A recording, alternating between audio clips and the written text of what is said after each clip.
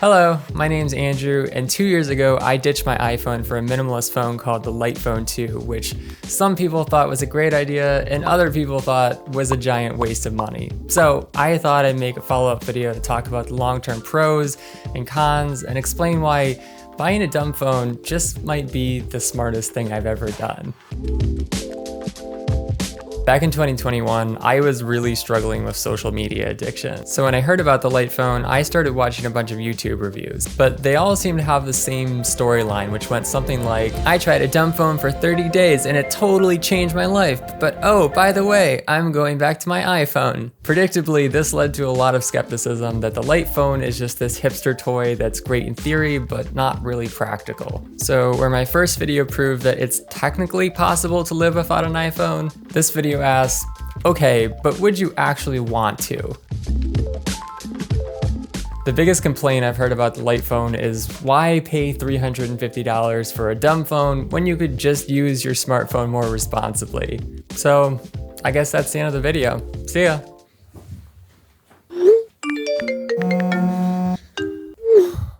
And I'm back, which is to say smartphones are incredibly addictive. So at a certain point you have to ask yourself, how long have I been struggling with this problem? And given that only 5% of people manage to spend an hour or less on their phones per day, what are my chances of ever using a smartphone responsibly?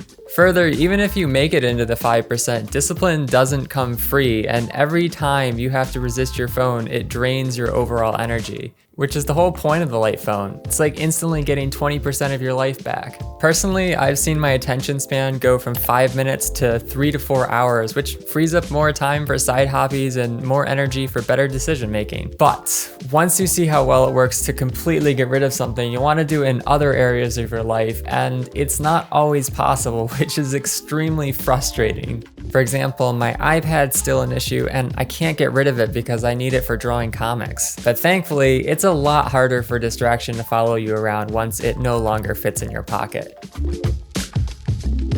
Second thing I realized after buying a Light Phone was how depressed I felt working on an LED monitor. Even with the brightness turned down all the way, my eyes were still bloodshot, and refreshing 60 times per second, it was like staring at a fluorescent machine gun, which almost made me quit YouTube. But I had already switched to an e-ink Kindle and phone to cut down on blue light, so I decided to buy an e-ink monitor called the Boox Mirror Pro, and what I found is that I could do 80 to 90% of my work without LED. It basically saved my career because with the slower refresh and softer ambient light, my eye strain and headaches were completely gone in 2 days. So yes, the calming effect and better sleep you get from e-ink devices is worth the price tag, but you're always going to need LED for some things like color grading or shopping for clothes. Still, I love that e-ink doesn't work in the dark because it's like a homing device, always pulling you back towards the light.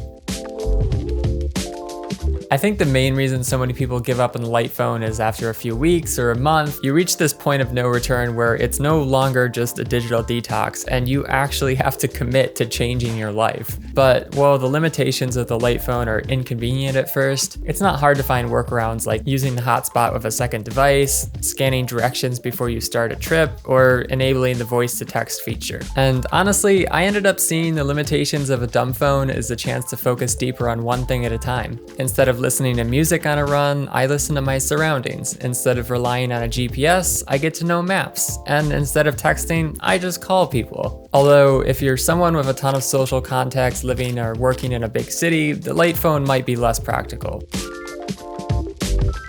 For some people, using the Light Phone as a companion phone might be the only viable option. But I personally found my iPhone to be so distracting and exhausting that I was willing to change my way of living so that I never have to own one again. And it's clear to me after 2 years that I made the right choice. Because the last time I felt this focused and creative and mindful was back before I bought my first iPod Touch in high school. Which begs the question, why pay $350 for a Light Phone when you could just get a flip phone for 30 bucks? For me, an e-ink screen is non-negotiable because it's much more relaxing, unlike blue light, which causes a lovely cocktail of eye strain, headaches, stress, and insomnia. But also, I just feel like pulling out a flip phone in 2023 would just be too embarrassing.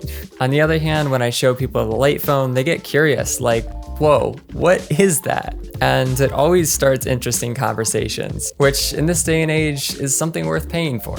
So I think that about covers it, but if you want to check out the light phone, I put links down below. And if you have a question about it, let me know in the comments. Thanks for watching. Stay in the light. Peace.